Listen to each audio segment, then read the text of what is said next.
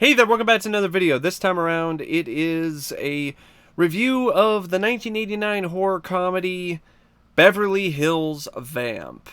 Now, this is a film that was requested by a YouTuber named Brockzilla through PayPal, as well as a handful of other movies.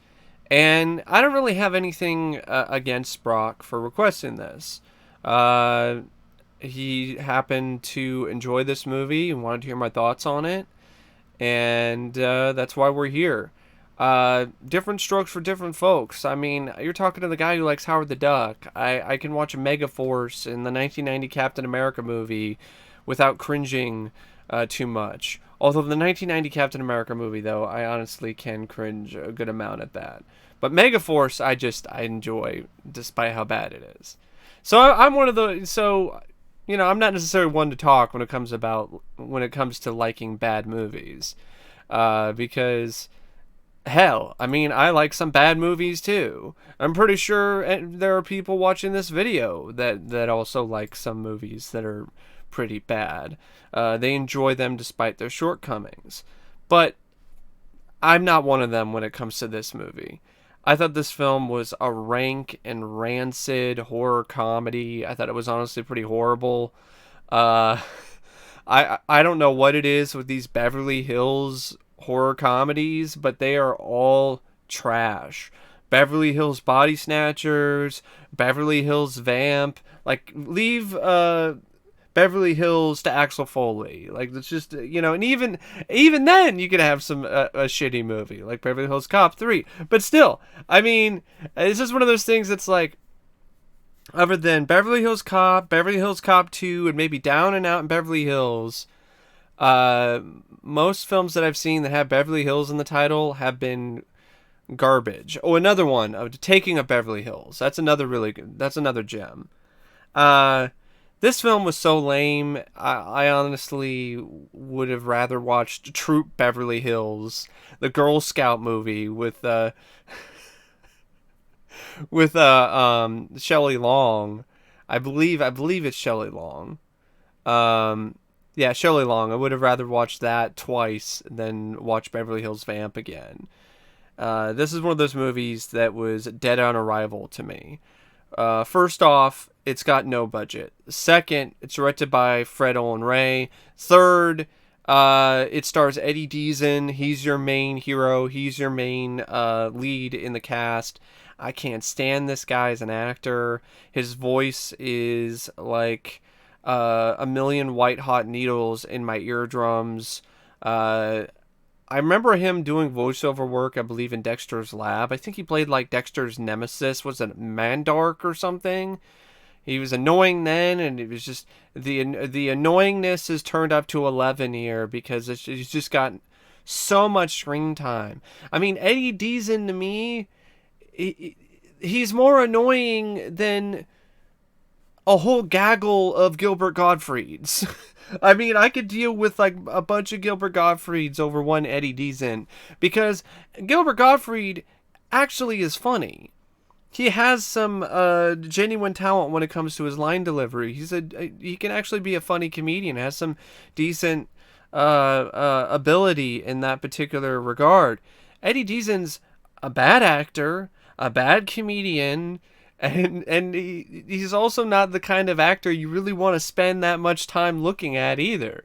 I mean, like if my ass was starring in a movie for an hour and a half, you'd probably want to change the channel. You don't want to watch me try to take screen time away from a bunch of hot babes. But anyway, really, this film also is just one of those movies that is just a massive, giant excuse for tits and ass. And even in that particular area, it lacks. Because you combine the TNA scenes, and they're like maybe 10 minutes. And the movie's 88 minutes long. So the rest of it's just really piss poor, just lame lines of dialogue that aren't funny. horror sequences that aren't particularly suspenseful or scary in any way, shape, or form. The plot isn't really much of anything. The plot is basically just the plot of Hollywood Chainsaw Hookers, but with vampire strippers or hookers. Vampire hookers instead. So that's really what the plot is. It's just the same plot as that movie, but with vampire hookers instead of chainsaw hookers. So it's directed by Fred Olen Ray, and most of his films suck. They really do. Like The Alien Dead, you know, which was the first film he directed, if I remember correctly. Oh, I guess he did direct other films like The Brain Leeches or Demented Death Farm Massacre. But one of the first films he directed was The Alien Dead. The best film he's done is Deep Space. I actually don't mind that movie. But for the most part, his films are awful. Like, if you see his name in the credits, there's a good chance that you're going to be watching an absolute stinker. And Beverly Hills Vamp is not an exception to that rule. It features a script by Ernest D. Farino, and the screenplay, honestly, this whole movie puts the capital P in pathetic. It's a pathetic movie. It's just one of those films where it just drags and drags and drags, and there's barely enough there in terms of the plot to really make it worth your while. I will say this in terms of creativity. The alternate title, the titles they came up with for the exploitation films that one of the characters was responsible for, because he was like a producer for this fictional company. The titles were kind of fun, and I did get a kick out of the Father Ferrero character, who's played by Robert Quarry, who essentially he's just a horny priest, but he was the best actor in the movie, and I got a kick out of some of his lines of dialogue. Uh,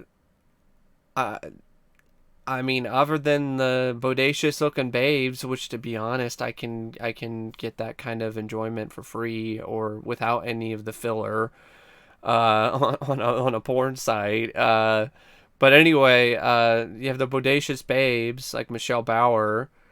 But like I said, even that isn't really much of a positive because they aren't in the film that much. Most of it's these three friends, these three nerds, these three dweebs, Kyle, Russell, and Brock, who are trying to make a movie, and they decide, because they can't seem to convince the producer guy, Aaron Pendleton, to do the film or to buy their screenplay. They decide to, since they're in Hollywood, they decide to get some hookers, and they wind up being vampires. So I will say this. Another thing I want to mention about the script by Ernest D. Farino.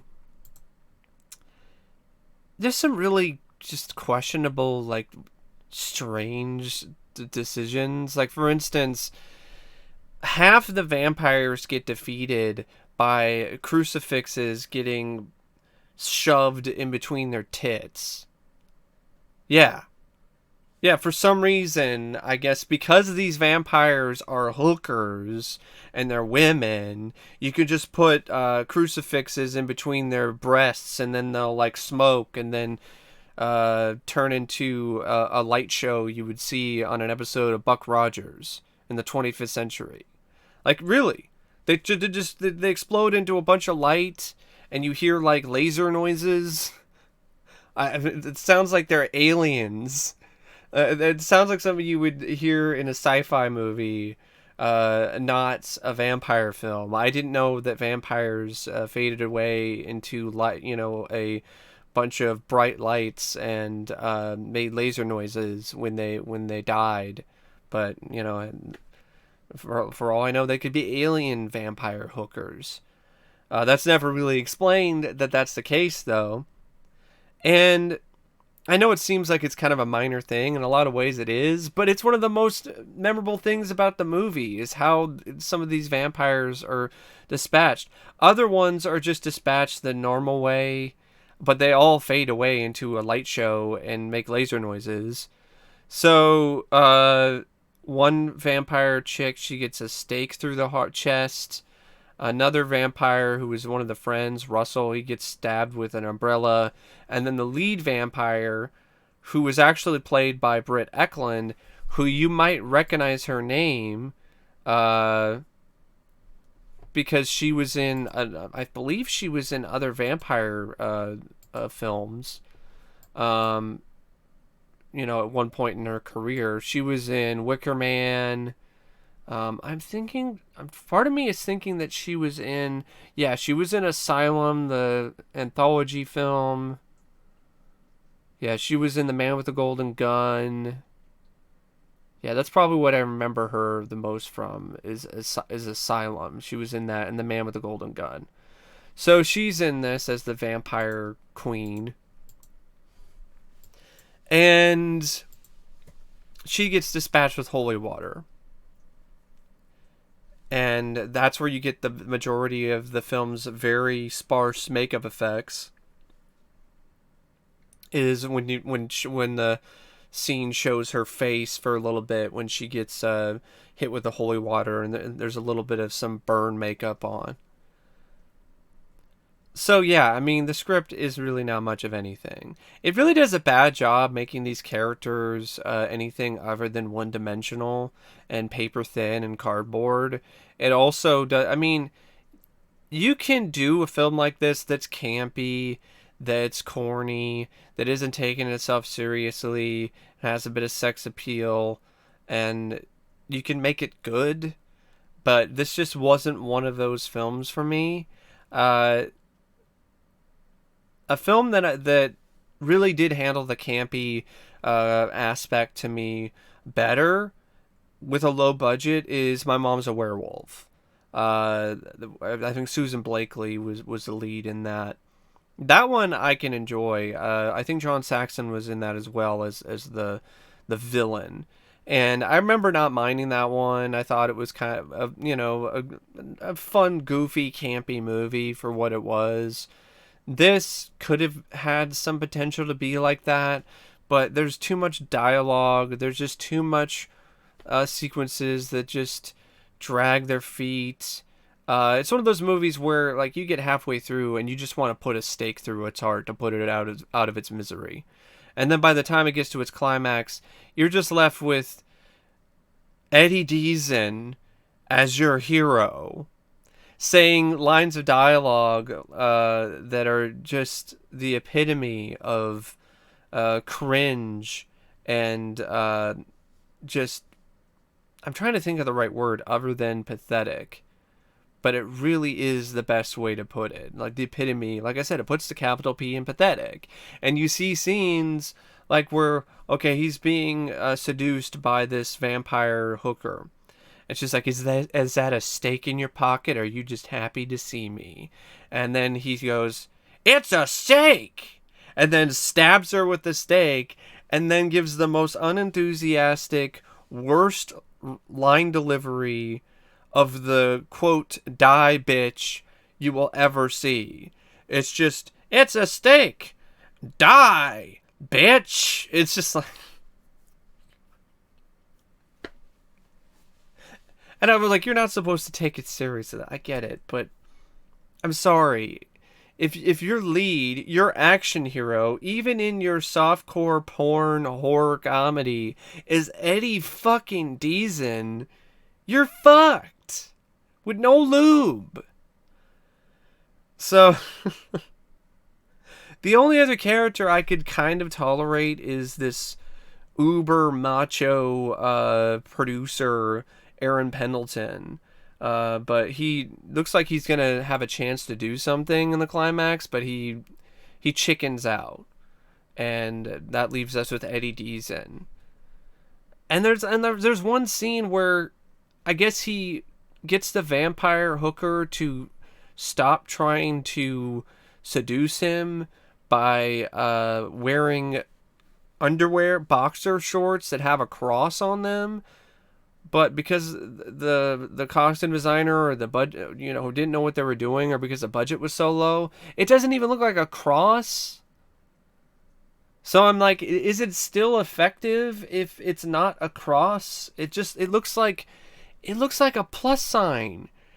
It looked like a fucking plus. It looked like, he was gonna play a game of tic-tac-toe or something. It was, it didn't look with his underwear. It didn't look like it was a cross. These are the things I'm talking about when it comes to this movie, because there's nothing to this film. This probably isn't much of a review, and I apologize, but there isn't much to say. So it stars Eddie Deezen, and I really wish it didn't. Britt Ekland is Madame Cassandra. Tom Shell is Russell. Tim Conway Jr. is Brock Pendleton. He's actually the son of Tim Conway, the actor, and he went on to be a radio DJ host after this. Michelle Bauer, as I mentioned earlier, she's in this as Christina. Jillian Kesner plays Claudia. Bridgette Burdine plays Molly. You have Robert Quarry, who plays Father Ferraro. You have Debra Lamb, who plays Jessica. You have this gay guy, this gay character played by Ralph Lucas called Balthazar. He's like it seems like he's interpreted as like the right-hand man of Cassandra, but he really doesn't do much. And there's a lot of awkward moments with this character. Like, there's in the closet jokes with him, and then the movie ends with him saying, like, you didn't think that I was gonna end the movie, did you? And it's like, no, and why would that be a problem? Like, what is this film trying to say? You didn't think that the gay guy was gonna end the movie, no, did you? No, I didn't think about it that way because, I'm not a fucking homophobe, but okay. Anyway, yeah, it's just, I mean, you watch the trailer for this, you've seen the movie, you know what you're in for, okay? I don't think you really have to watch the movie, any further than that.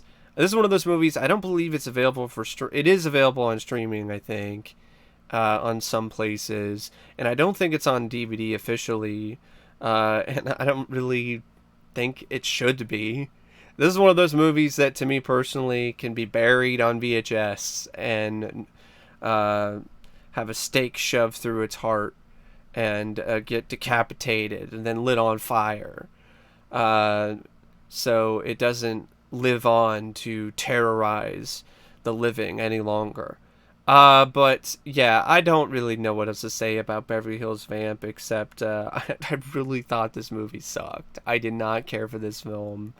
But once again, I appreciate the support from Broxzilla, and I appreciate the support from any of you when it comes to either through PayPal or Patreon, or just through leaving kind words in the comments down below, or giving my channel a subscription, just checking me out, checking out what I have to offer. But anyway, I can't really think of anything else to say. I mean, the effects, there wasn't much to say. There wasn't much there other than the really cheesy looking light show stuff. Not much in terms of makeup. Vampire teeth are some of the easiest things to do without any budget. There really isn't any gore. It really isn't bloody. There really isn't anything creative in that regard, or fun for gorehounds. Like I said, the comedy is very lame. It's crap. It's got crappy comedy. It's got a very slow pace because you don't really get into any of the characters or give a shit about any of them, and they don't really have much chemistry, despite them supposedly being three really close friends.